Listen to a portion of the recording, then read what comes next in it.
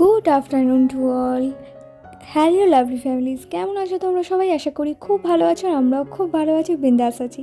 আর এই দেখো, আজকে কিন্তু এখন বাজে ঘড়িতে 3টে কি 4টে হবে, এখন থেকে আজকে ব্লগটা শুরু করলাম। Welcome back to my channel. আমি ঝুম, তোমরা দেখছো ঝুমসা এক্সট্রা চ্যানেলে একটা নতুন ব্লগ। যারা নিউ ভিউয়ার্স আছো, যদি এখনও সাবস্ক্রাইব না করে থাকো, চ্যানেলটা অবশ্যই সাবস্ক্রাইব করে দিও। আর যেহেতু বাবুকে নিয়ে ছাদে ঘুরতে এসেছি, সেহেতু আজকে মেকআপটা সঙ্গে বিকেলবেলা রিল করব, তাই মেকআপটা আজকে ছাদেই করব।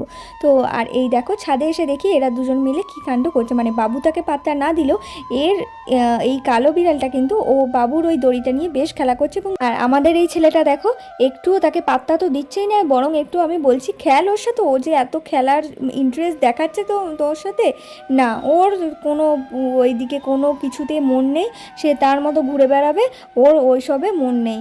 ওর আসলে যাকে পছন্দ, মানে যত বড় বড় ওর থেকে বয়সে বড় তাদেরকে পছন্দ, কি যে পছন্দ ওরই জানে।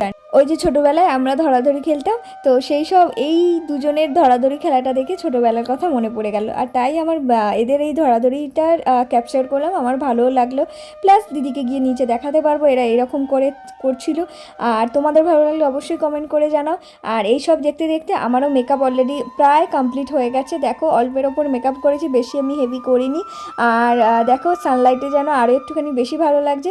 তবে দুঃখের বিষয়, সানলাইটে এখন আমি রিল করতে পারবো না, বাবু আছে। আর চলো, বিকেলবেলা বাবা এসে গেছে, আর বাবা এনেছে কত কিছু খাবার। দুটো হরলিক্স এনেছে আমার জন্য, দিদির জন্য একটা, ও বাবির জন্য একটা চকলেট, যেটা অলরেডি না ও বাবা দুটো চকলেট। তো দু হাতে দুটো ধরে নিয়ে আছে। তো এতগুলো সব জিনিস মা পাঠিয়েছে। আর আমার একটা সোয়েটার আনা ছিল, হুডি আনা ছিল, তো ব্যাস অল্প শীতে পরার জন্য হুডি। এখন ঠান্ডা তো কমেই গেছে সেই কারণে। আর বাবা যখনই আসে তখনই কিছু না কিছু আনে। হ্যাঁ, আগে সেরকম চকলেটটা আনতো না, এখন কদিন বাবি একটু চকলেট খাচ্ছে বলে তো চকলেটটা ওর জন্য আনা হচ্ছে। আর আমি একটুখানি হরলিক্স খেতে পছন্দ করি, তাই হরলিক্স। আর এখন দেখো, দাদুন ঘুমোচ্ছে, আর দাদুনের সাথে খেললে টাইম স্পেন্ড করে বাবি ভীষণ খুশি, তাই তার মুখে কি হাসি।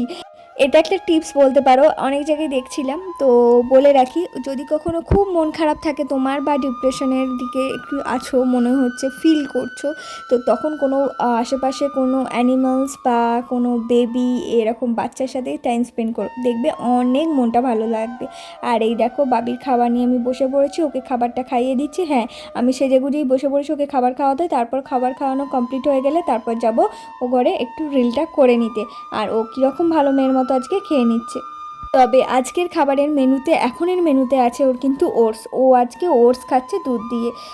মোটামুটি বেশ দুধ দিয়েই খাচ্ছে, যেহেতু তাই ভালোভাবেই খাচ্ছে, খুব একটা না করলেও খাচ্ছে, খুব ভালো না লাগলেও ওই খাচ্ছে।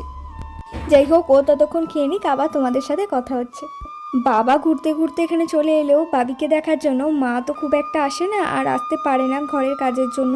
তো সেইভাবে বন্ডিংটা এখনও কিন্তু বাবির সাথে তৈরি হয়নি। হ্যাঁ, যতটা ভালো বন্ডিং ওর দাদুনের সাথে তৈরি হয়েছে, ততটা ভালো বন্ডিং কিন্তু এখনও দিদুনের সাথে তৈরি হয়নি। রোজ কথা হয় ভিডিও কলে অবশ্যই, বাট দেখা দেখি সামনাসামনিটা ওটা কম হয়, তো সেই কারণেই আর কি।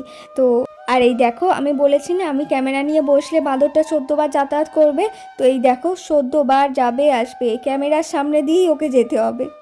হ্যাঁ, তোমরা সব সময় ভাববে যে এই দিদুন দাদুন এই ক্যারেক্টারগুলো যখন আছে তাহলে ওর ঠাম্মি কোথায়? হ্যাঁ, ওর ঠাম্মি অবশ্যই আছে, তবে ওর ঠাম্মি এইখানে থাকে না, ওর ঠাম্মি আলাদা জায়গা থাকে।